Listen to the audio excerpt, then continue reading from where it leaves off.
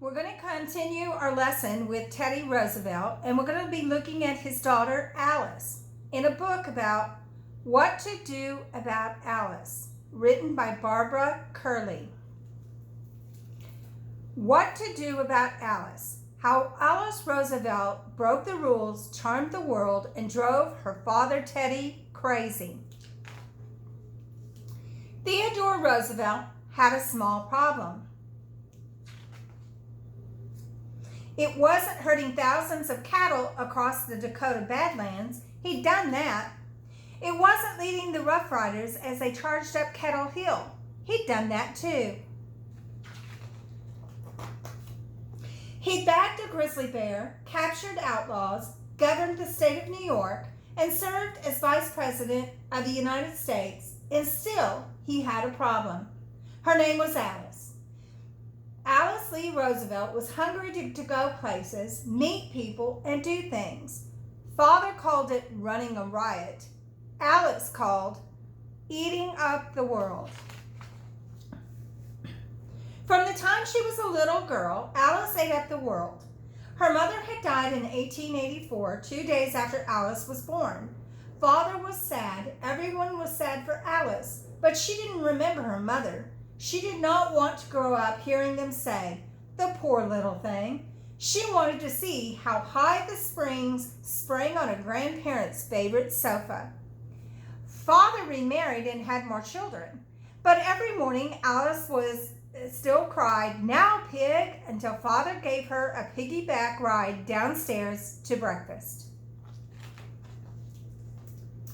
The family moved between New York and Washington, D.C., following Father's jobs. Wherever they went, Alice ate up the world. She rode across the Oyster Bay for picnics on the beach. She gambled through the parks of Washington pretending to be a fiery horse. She learned to love crusty French bread and English tea served piping hot. She read vociferously and drank in Father's tales of Davy Crockett, George Armstrong Custer, and Daniel Boone. Instead of going to school, Alice was taught at home with lots of time for exploring. In New York City, she watched the students of Miss Spencer's boarding school walk oh so primly down the sidewalk. That didn't look like much fun for Alice. She wanted to own a pet monkey and wear pants. As Alice got older, doctors noticed that her legs weren't growing properly. For the next several years, she'd have to wear braces. Sometimes, while she walked or ran, the braces would lock up, pitching Alice face first to the ground. She did not want anyone saying, "The poor little thing," about that either. When Alice's leg braces finally came off, Father encouraged her to ride a bicycle. He hoped it would help her feel less cautious. Alice loved her new freedom. She roamed the streets of Washington from the Capitol steps to the gypsy camps by the racetrack. She joined all the boys' club. The boys arrived in disguise until Father discovered the ruse. He grumbled. Alice was unruly and inconsiderate. She was turning into a tomboy. Enough was enough. It was time for Alice to attend Miss Spence's boarding school and learn to be a proper young lady. Alice was appalled. The ideal completely shriveled her. Every afternoon, all summer long, she made a point of going to her room to weep.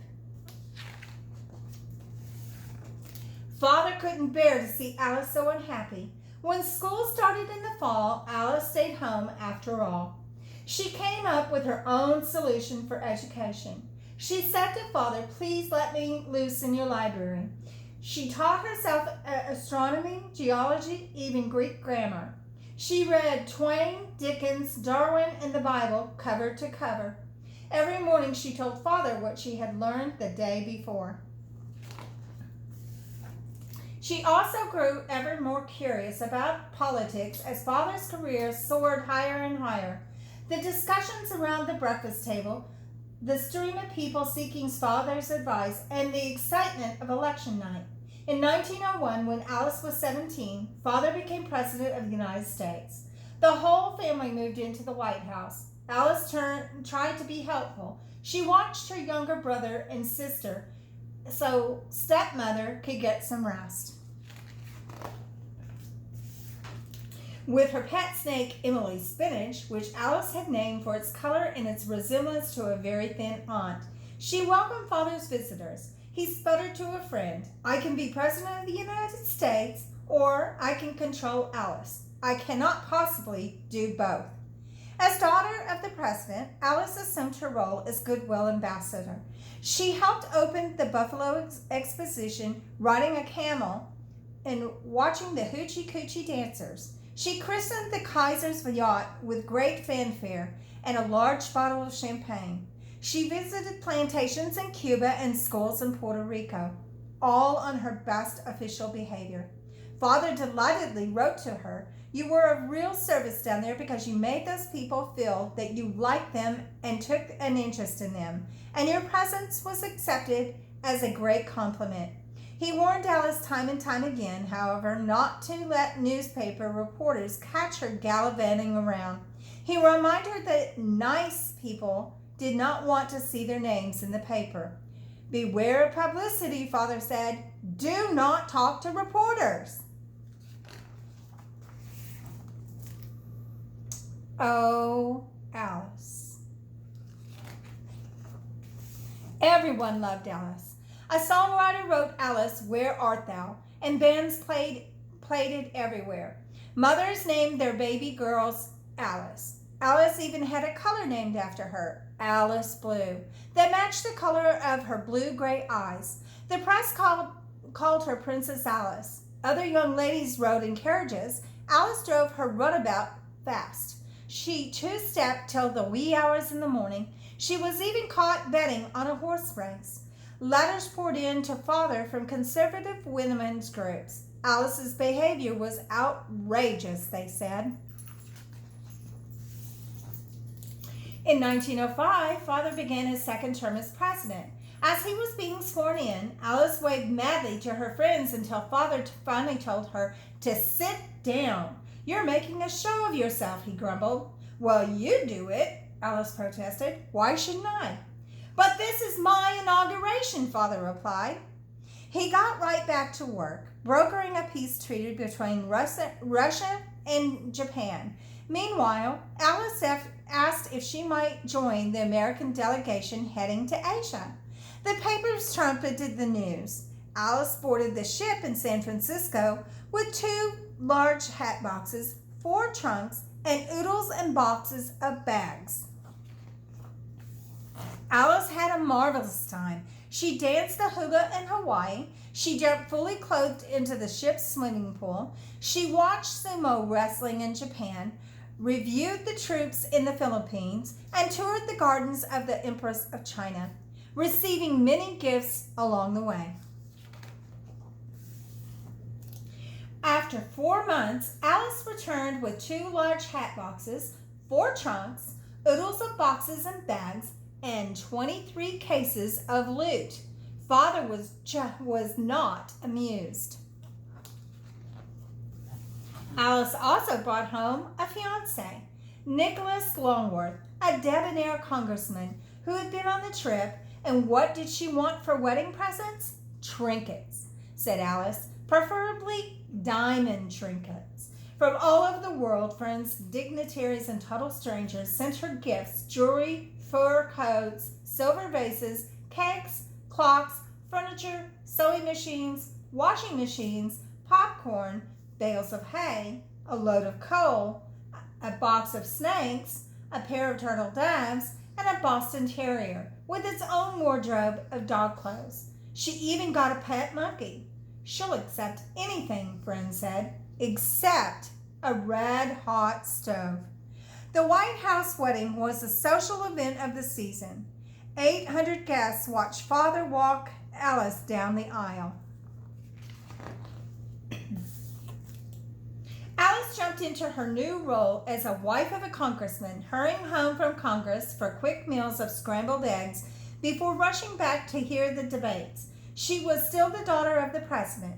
As her love and knowledge of politics grew, she quickly became one of Father's most trusted advisors and ardent champions. And she still ate up the world, dancing the turkey trot at diplomatic balls and playing poker with the boys. She even created the night riders, who galloped to the houses of friends and bellowed until invited in for snacks. And Father, even after he left the presidency, he remained one of the country's most popular politicians, leading Americans in time of hardship and prosperity. But there was one problem that Theodore Roosevelt never quite solved: what to do about Alice. So we have an assignment that we're going to work on. We're going to work on a Venn diagram that you will use your book, and you will put differences between Alice and yourself, and then you're going to put in the center all the things that you and Alice have in common. So make sure that you get your name on it. You will use your book. Look back through the story. Look how Alice is dressed. Maybe write that on there. How do you dress? And do you dress any different than Alice does at different things?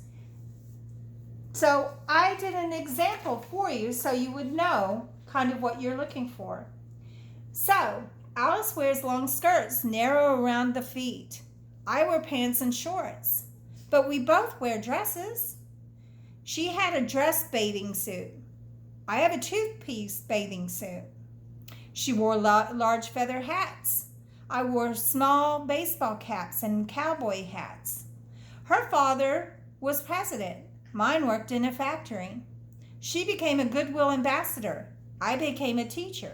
So the things that we have in common is we wear dresses, we put our hair up, we're both independent, we both like high heels, we both like politics. So things that you and Alice have together, you'll put in the center. The things that you see about Alice that are unlike you, you'll put in the contrast. The second thing that we're going to work on is a story. So you have a story page like this. So you're going to put your name and the date, and what you are going to do on this page is you're going to tell me a summary at the top, and then you're going to tell me in your story what things that Alice did that you might like to do, and what things did she do that you would never do. So you might start off with like, my story about Alice begins by, and then start writing. But this is our lesson for today, so thank you.